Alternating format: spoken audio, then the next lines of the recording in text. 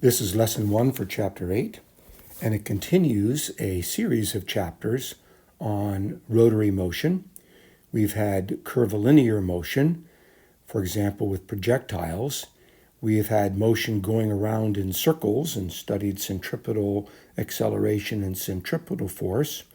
And now we're talking about objects that are spinning around a central axis.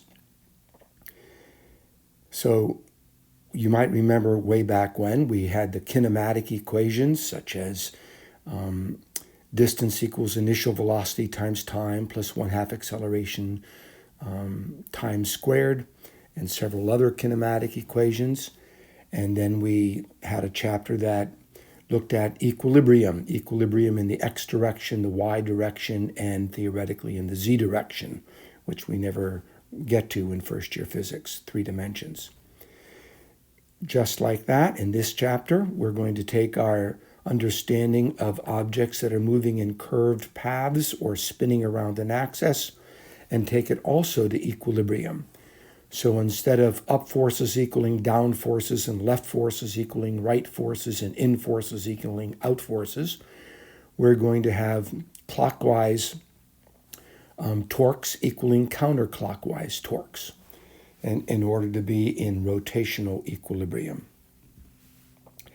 And looking right here in this first sentence, we've been treating objects as if they were a point. We were drawing our vectors representing forces acting on an object from some imaginary estimated center of mass of that object. We didn't really care about the distribution of the mass of that object. For example, if we were talking about a car, and I'll try to draw a quick car here like this, a place for the wheels. Okay, and then of course we don't have antennas anymore. And then there's the door and the steering column and the back of the seat. Obviously, the engine, which is usually in the front, is going to make the front of the car much more massive than the back of the car. And so if we're going to draw a vector representing the car's weight, we ought to draw the vector a little bit closer to the engine so that the mass in front of where we draw this vector, the center of mass, would equal the mass behind that point. Well, in linear motion, we ignored all of that. But this time, we're not going to ignore it because it is going to be important to know where the force is applied besides just whether or not it is applied. And this shows up in all kinds of activities, including sports. For example, they're talking here about football.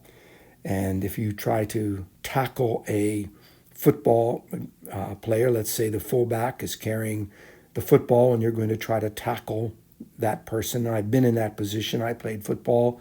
And up until I got my shoulder dislocated, trying to tackle the all-state fullback, which I managed to do, but it dislocated my shoulder. In any case, that ended my football career way back as a sophomore. But in any case, when you try to tackle somebody above their waist, they're going to be able to still move forward. If you try to tackle them at their waist, they're still going to be able to move forward. But if you tackle them below their waist, in each case using the same amount of force when you launch yourself off the ground to grab the runner, because their center of mass is now below where you're grabbing them, usually around the thighs or the knees, they're going to topple over.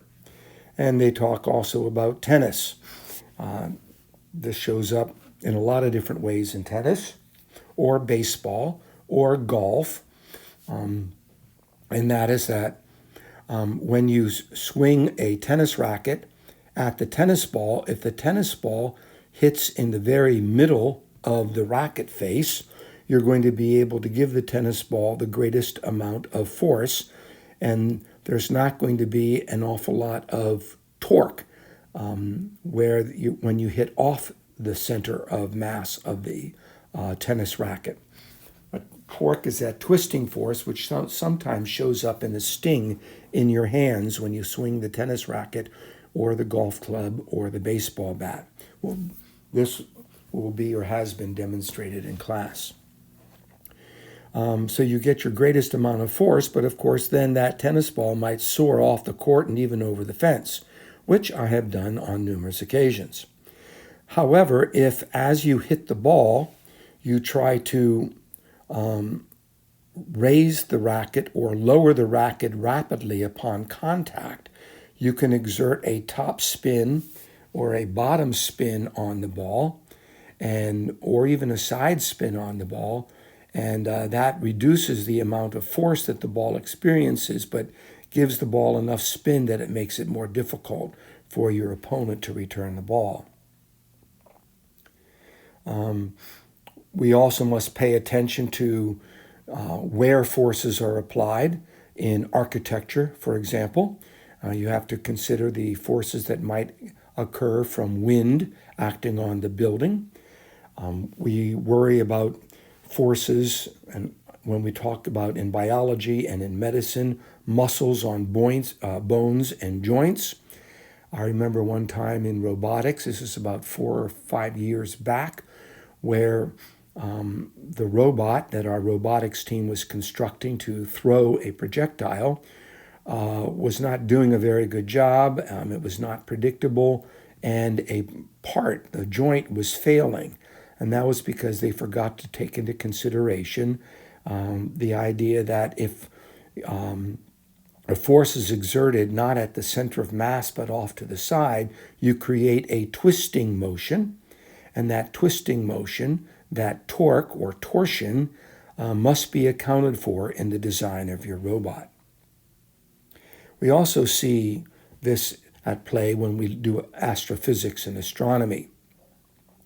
For example, there are stars that pulsate, called pulsars. By pulsate, I mean they get very, very bright, and then they get dim, and then they get bright, and then they get dim. Pulsars can pulsate anywhere from once every couple of hours to once every couple of years. And we use these pulsars. There's different kinds of them, such as Cepheid variables stars that can pulsate rapidly or slowly. And we use them, for example, to learn about the mass of that particular star and also the distance that that particular star might be from us. And they help us to measure distances to stars and galaxies in outer space. And so these pulsars are actually can be spinning stars, which have a bright spot. And as that bright spot spins past you, it appears to get brighter. And then when the bright spot has passed you from your perspective, and as the star spins, then you no longer see it, and the star is going to appear dim. Supernovas are another example of rapidly spinning stars. And supernovas, these are stars usually about 8 to 15 times the mass of our sun. When they explode, they don't just become a nova, sort of a new star, if you will, in the explosion. New star meaning suddenly a bright spot appears to some observer somewhere in outer space, but a very, very bright flash. And this flash can persist for a long, long time. And these supernovas are rapidly rotating. In fact, it's hard to understand, but they're rotating sometimes around their equator, so to speak, at near the speed of light. And you can see some of these supernovas, for example, in pictures, such as the pictures in the science hallway. So, I've used the word torque on a number of occasions, and let's begin to define it more precisely. We know that forces cause acceleration. We've learned that. Forces, unbalanced or net forces, cause acceleration. Without an unbalanced force, there is no acceleration. You either have a velocity equaling 0 or a velocity that is a constant. In order for the velocity to change, you must exert an unbalanced force, a force that is not neutralized by an equal and opposite force. And that force can cause a change in direction or a change in speed or both. Torques cause a change in angular acceleration. If an object is spinning, it will continue to spin in the absence of friction. And if you want to increase the spin or decrease the rate of spin, then you need to apply a torque. A torque would be a force applied that, for example, brake shoes or brake pads that are applied to discs on a automobile wheel. Sometimes some of the new automobiles, they don't actually have a hubcap, and you can look at the brake, the shiny metal surface that the pads are going to contact when you brake your car. So torques cause angular acceleration, just like forces cause linear acceleration. Now, in this picture over here, 8.1, you're looking down onto a door. And here you have a hinge right here. And here's a doorknob right there. And so let's imagine that you're going to push the door this way in the direction of the blue arrow that is now a red arrow. You're going to push it that way. Because the door is fixed at the hinge, the door is going to begin to rotate in the counterclockwise direction, in the opposite direction of the hands of a clock. If you were going to pull on the door handle, you could shut the door and the door would begin to rotate in the clockwise direction. So this force at the top, the one that is actually pictured, let's get rid of some of the mess here. This force at the top, we would call a counterclockwise torque, because it's making the door move about its hinge in the counterclockwise direction, opposing or in the opposite direction as the hands on a clock, counterclockwise. Counter meaning against, or going opposite. And there you can see it's just all one word. Now you can imagine that if I were to decide to double the force,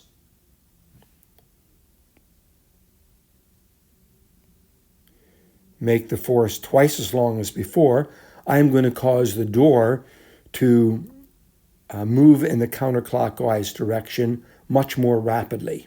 It's going to accelerate from 0, the stationary position, into moving in the counterclockwise direction much more rapidly. So we know that the torque depends upon the force that you're exerting. The torque is, and we're going to use the Greek letter T or tau, T-A-U, to stand for torque. And so we know it's going to be proportional to the force that you are applying, F sub A.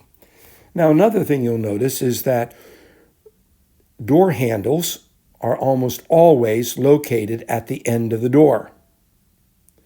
Every now and then you might see somebody trying to be clever or creative or artistic, and they'll put a door handle in the middle of the door.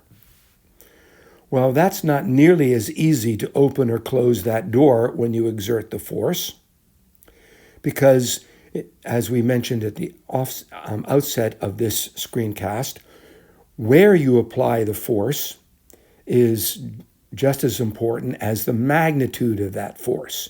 So if you apply the force to the middle of the door, you'll notice that this distance R, I'll call it R divided by 2, is half as much. And it's going to be much, much more difficult to open and close the door because that distance from where you're applying the force to the hinge is only half as much. And so we also know that tau, the torque, is proportional to the R. The greater the R, the greater the torque you can exert. the smaller r, that is, the closer the applied force is to the hinge, the weaker the torque will be. Now, another word for hinge can be the axis of rotation. The axis of rotation, because it's going to rotate around that hinge.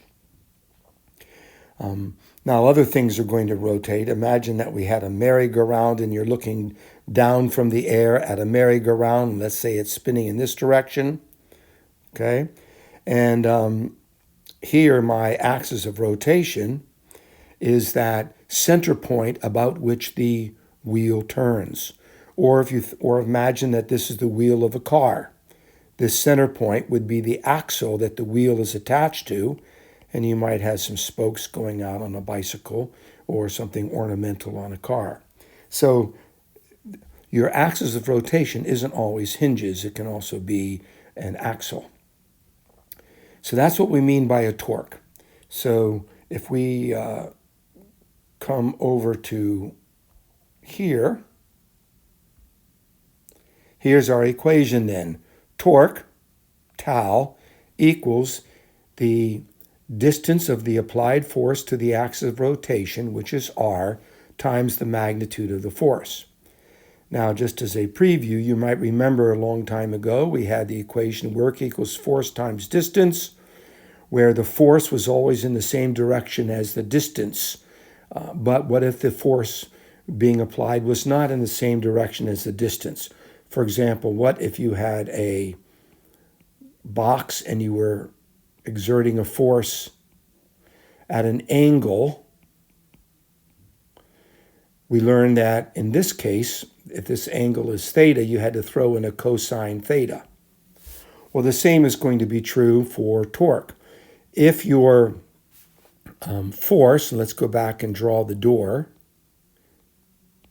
and we're applying a force here, what if you're applying the force this way at some angle theta? Well, you get the most torque perpendicular, unlike over here where you get the most work being done when the force is parallel to the distance that you're moving it.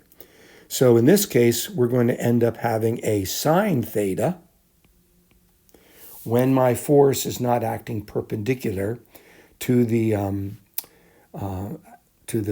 door, to the radius. And of course, when sine theta equals 0 or 180, when theta equals 0 or 180, sine theta goes to 0. And that makes an awful lot of sense, because if you exert a force in this direction on the door is not going to spin. And that would be wasted effort. Or, to erase that vector, if you were to exert a force this way and pull on the door handle, the door knob, or the door, that's not going to cause any twisting force either. So at either 0 degrees or 180 degrees, your torque, tau, is going to equal 0, because your torque arm, which is the distance from here to where you're applying the force, hasn't changed, but the angle of the applied force has changed. Now, another thing you should notice is that the unit for torque is the Newton meter. And if you think again back to work was equal force times distance times cosine theta. Force was in newtons and distance was in meters. So you need to be careful. The Newton meter does not mean the same thing as the Newton meter for torque.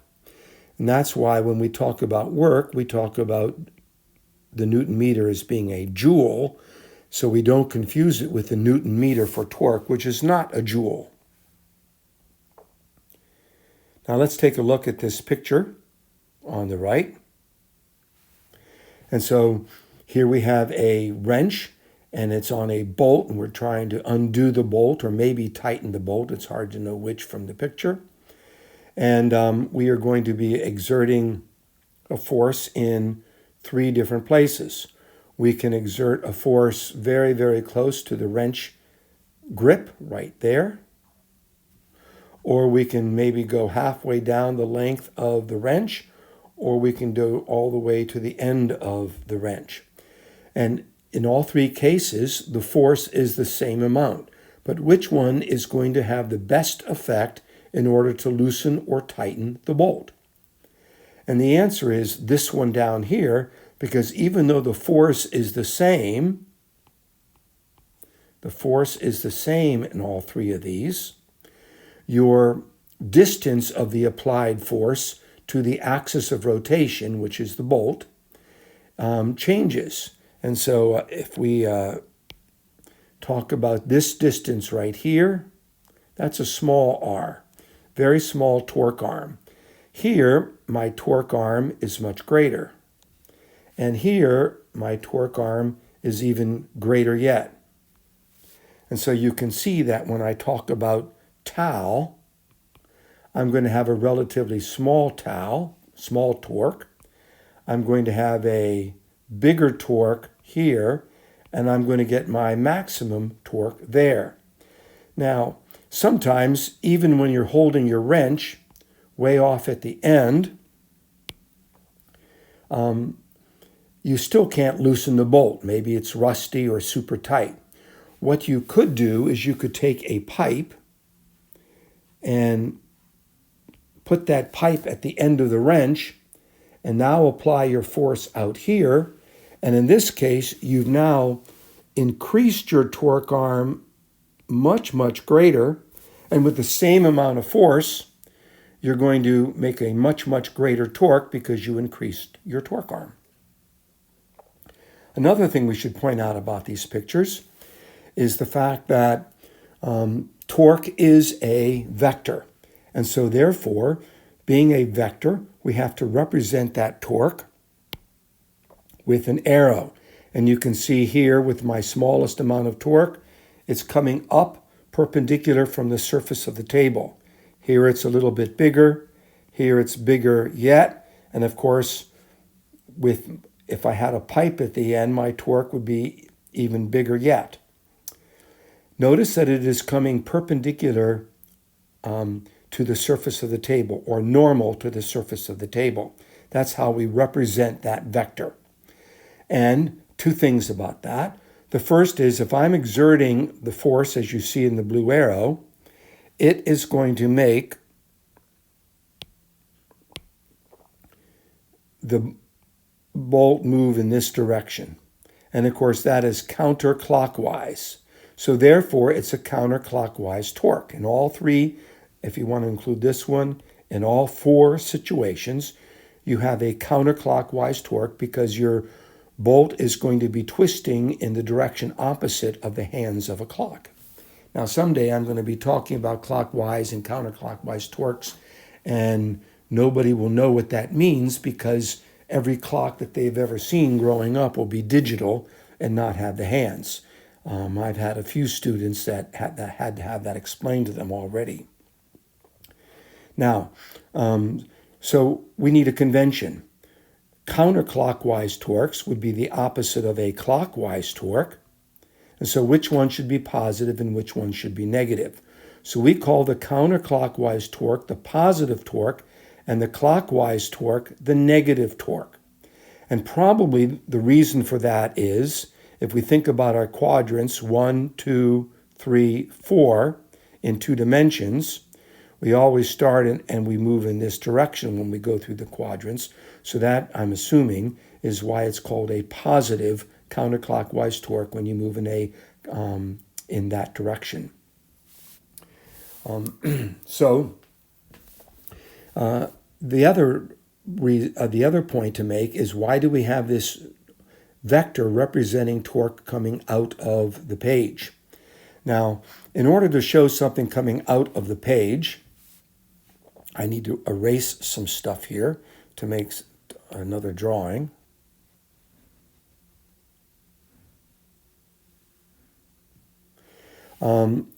Let's imagine that I have a tabletop right here, and you're looking down onto that tabletop.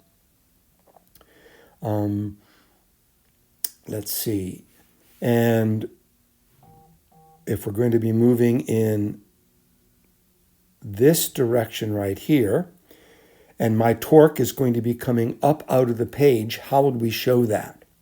Well, typically when we use arrows coming up out of the page or up off the surface of your iPad, we represent it with a circle with a dot in the middle, like you're looking at the point of an arrow. And if I had a vector going down into the page of the book or down into the page of your iPad, we would represent that with a circle and an arrow, where the arrow would represent the X would represent the feathers at the tail end of an arrow. Or even more frequently, sometimes we just use a dot for coming up out of the iPad or surface and an X going down into it. So we would represent all of these torques in the diagrams over here with dots representing the vector coming up out of the page. Now, the other point I want to make is we have what is called the right-hand rule here, and you're going to get a lot more right-hand and a left-hand rule when we get to electromagnetism, probably around late March and in April. And so if you use your right hand, you might have to put your pen down at this point, and if you curl your fingers in the direction of the motion, in this case, if you make a fist with your hand, stick your thumb straight up, looking at it into your face, and then curl your fingers in the direction of the arrows, you will notice that your thumb is coming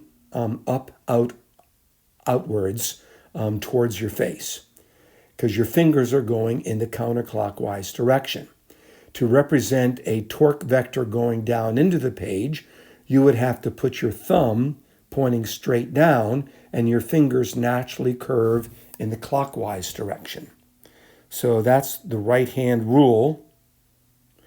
And this is, again, by convention, by agreement by physicists all over the world in order to designate this.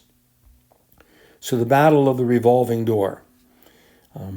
When you go into a revolving door, typically you're supposed to only be able to rotate the door one way, but not all revolving doors are like that. And so we have two people here that need to get their act together because they're not in sync. So you have the guy on the right exerting a bigger force, but he's pushing at the center, so his torque arm is rather short. So he has the bigger force and the smaller torque arm represented by R.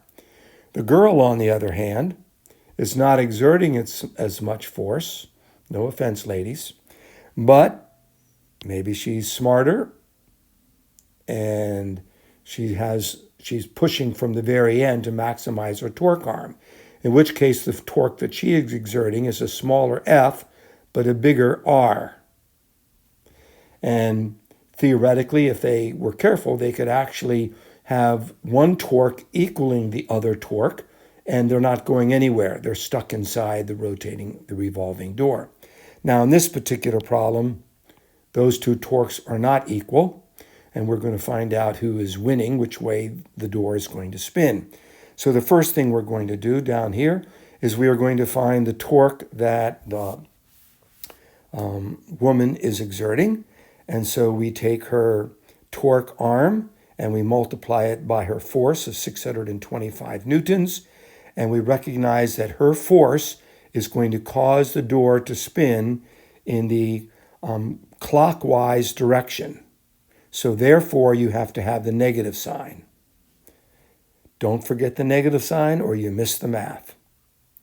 Now, the man, is going to be, since he's on the right side of the axis of rotation, so it's going to make the door move in the counterclockwise direction. So the guy is applying a counterclockwise torque. And the radius to the axis of rotation, the pivot point of the revolving door, is 0.800 meters. He's exerting a greater force, thinks he's more macho maybe. And so this is the amount of torque that he exerts. Then the next thing we're going to do is add these two values together. When you add the woman's torque to the guy's torque, you end up with a negative sign right there. And the negative sign means that the girl wins and the door is going to be going in the counterclockwise direction.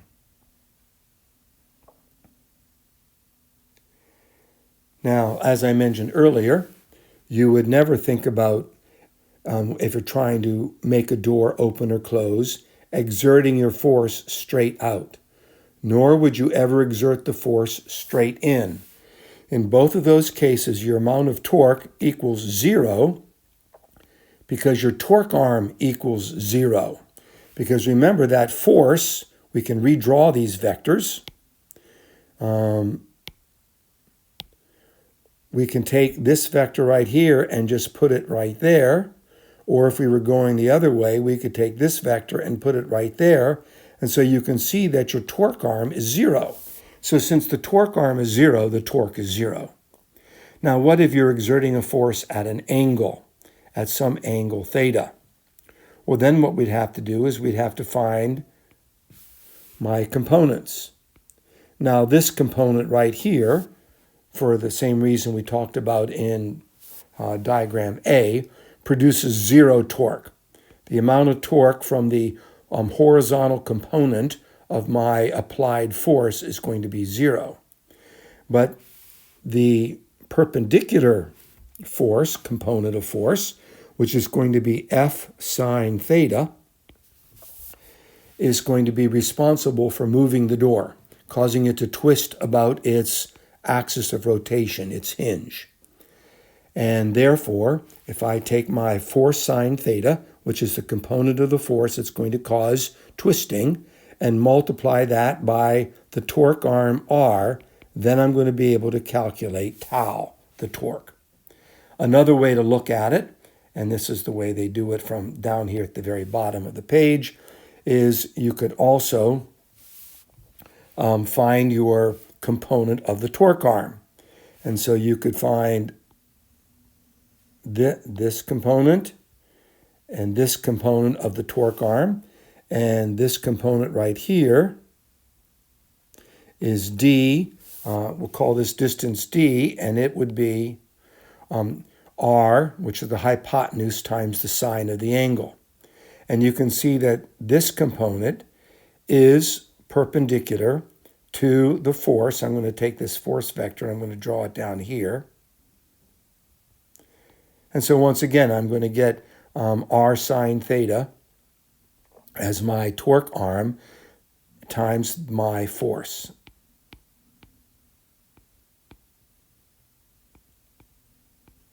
And we get the same kind of thing right there. Another name for a torque arm or distance to the axis of rotation or radius is the word lever arm.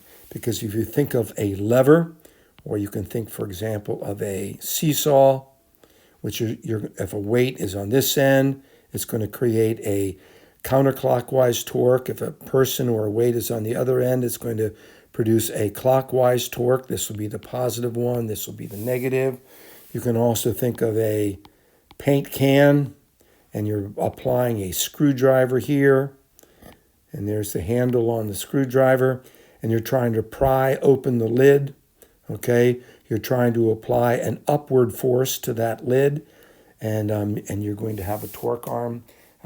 These are all examples of levers.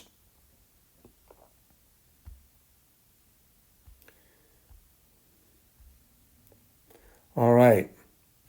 So we should also point out now that most of the time you will find that the axis of rotation, in this case it's going to be the bolt. In the case of a door, it was the hinge.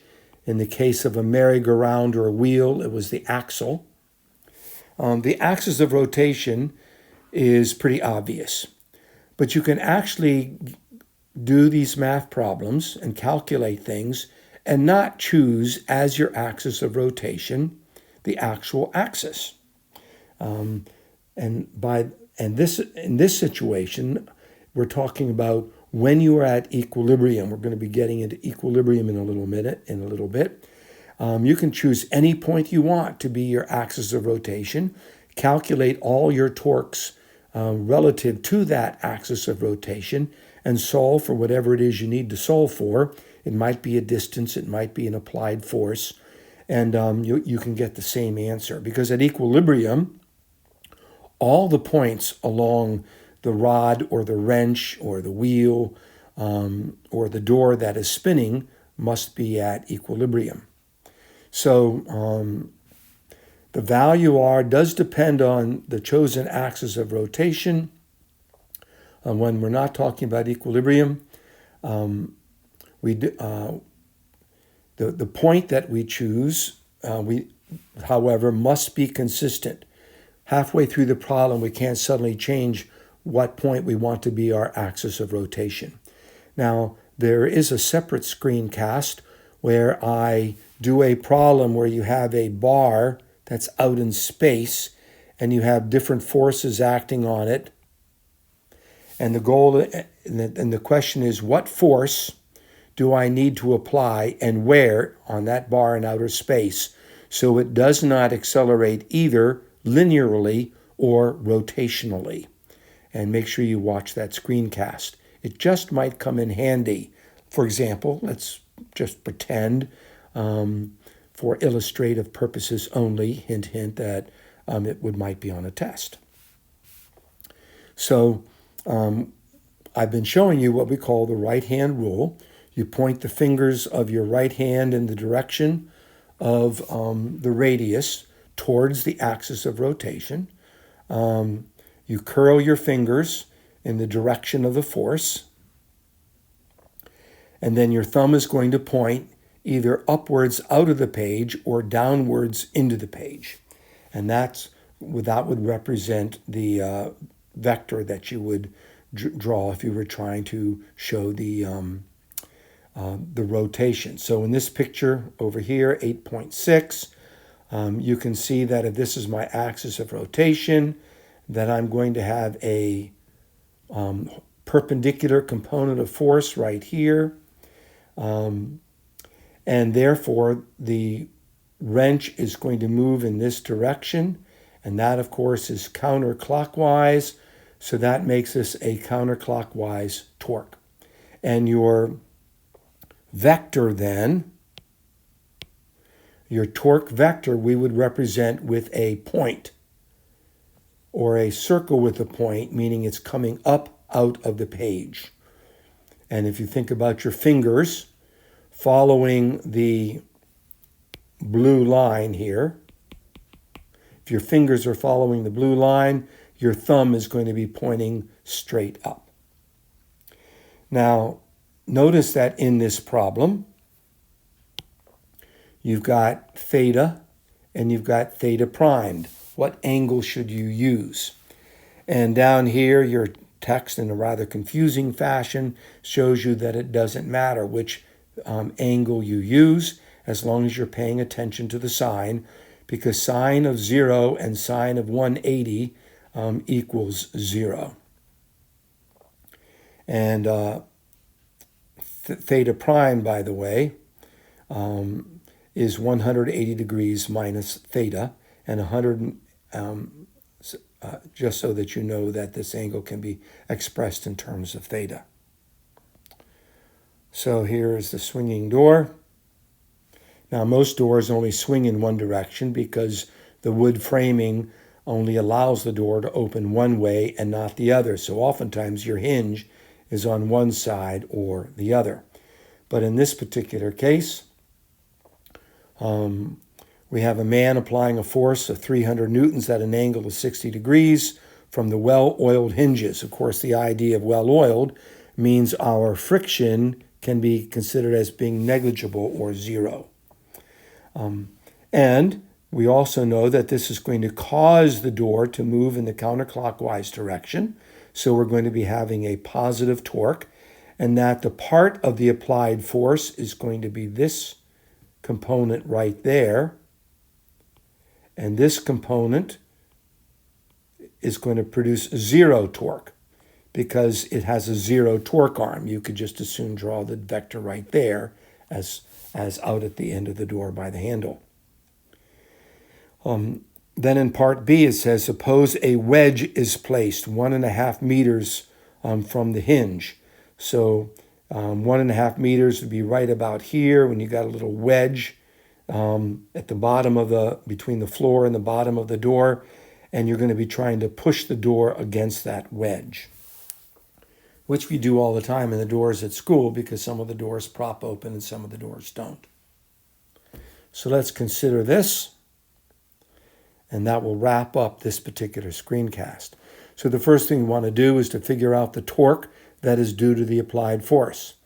And that is not too difficult. We take the radius, which is the fact that the door is quite wide. It's 2 meters.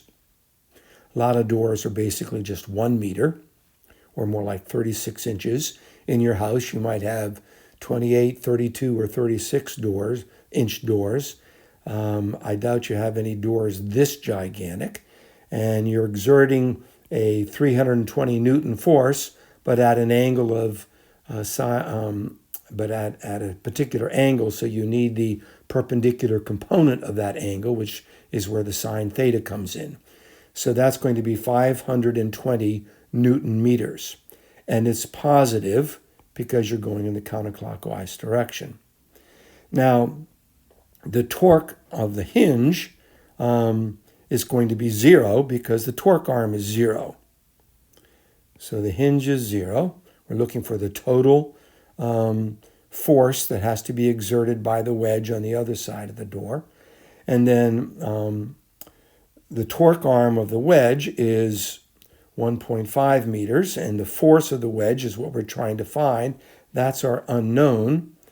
And its angle is the sine of a negative 90 degrees because it's pushing back. Remember, if this is the hinge and this is the door and here's the handle and here's the wedge, it's pushing in this direction, or we could draw it right there. And that's a negative 90 degrees because it's pushing in the clockwise direction. And the sine of negative 90 is a negative 1. And so when you solve for